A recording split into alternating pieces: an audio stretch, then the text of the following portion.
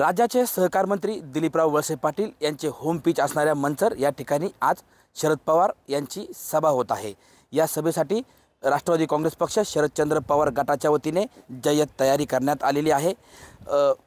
राष्ट्रवादी काँग्रेस पक्षात फूट पडल्यानंतर शरद पवार हे त्यांची पहिली सभा त्यांचे पट्टशिष्य असणारे दिलीप वळसे पाटील यांच्या मतदारसंघात घेणार होते। मात्र काही कारणास्तव शरद पवार यांनी पहिली सभा दिलीप वळसे पाटील यांच्या मतदारसंघात न घेता छगन भुजबळ यांच्या मतदारसंघात घेतली होती।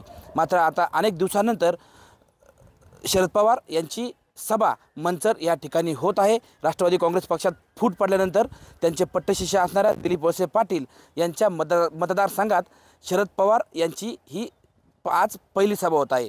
त्यामुळे या सभेमधून शरद पवार वळसे पाटील यांच्यावरती काय टीका करणार याकडे सर्व जनतेचे लक्ष लागून राहिलेले आहे।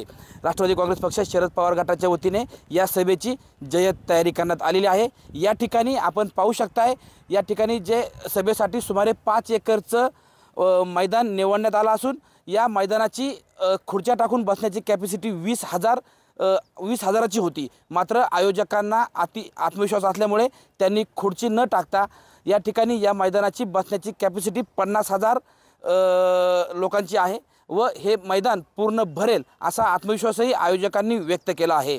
खरं तर काही दिवसांपूर्वी अजित पवार यांनी या विभागाचे खासदार डॉक्टर अमोल कोल्हे यांना पराभूत करण्याचा इशारा दिला होता व त्या इशाऱ्याच्या पार्श्वभूमीवरतीच आज शरद पवार मंचर या ठिकाणी जाहीर सभा घेत आहे।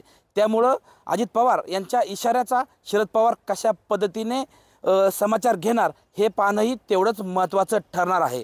राष्ट्रवादी काँग्रेस पक्ष शरद पवार गटाच्यासाठी ही सभा जरी अति महत्त्वाची असली तरी शरद पवार गटाचे आमदार रोहित पवार यांच्यासाठी मात्र ही सभा प्रतिष्ठेची ठरणार आहे आणि त्याला कारणही तसंच आहे। राष्ट्रवादी काँग्रेस पक्षात ज्यावेळेस फूट पडली त्याचा जेवढा राज्याला धक्का बसला नाही त्याहूनही कैक पटीने मोठा आश्चर्याचा धक्का शरद पवारांचे अत्यंत जवळचे सहकारी असणारे दिलीप वळसे पाटील, प्रफुल्ल पटेल व छगन भुजबळ यांनी साथ सोडल्याचा राज्यातील जनतेला बसला होता।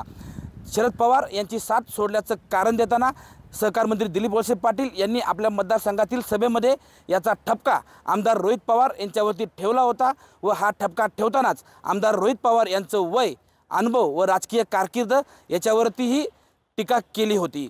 याच टीकेला आमदार रोहित पवार आजच्या या सभेतून उत्तर देतील असं बोललं जात आहे आणि त्याच पार्श्वभूमीवरती आमदार रोहित पवारांसाठी शरद पवार यांची मंचर या ठिकाणी होणारी आजची सभा प्रतिष्ठेची मानली जात आहे। त्यामुळे राष्ट्रवादी काँग्रेस पक्ष शरदचंद्र पवार गटासाठी जरी ही सभा महत्त्वाची असली तरी आमदार रोहित पवार यांच्यासाठी ही सभा प्रतिष्ठेची असून या सभेतून आज नेमकं शरद पवार, आमदार रोहित पवार काय बोलतात याकडे संपूर्ण जनतेचे लक्ष लागून राहिलेले आहे। टाइम्स नाऊ मराठीसाठी सचिन तोडकर, मंचर।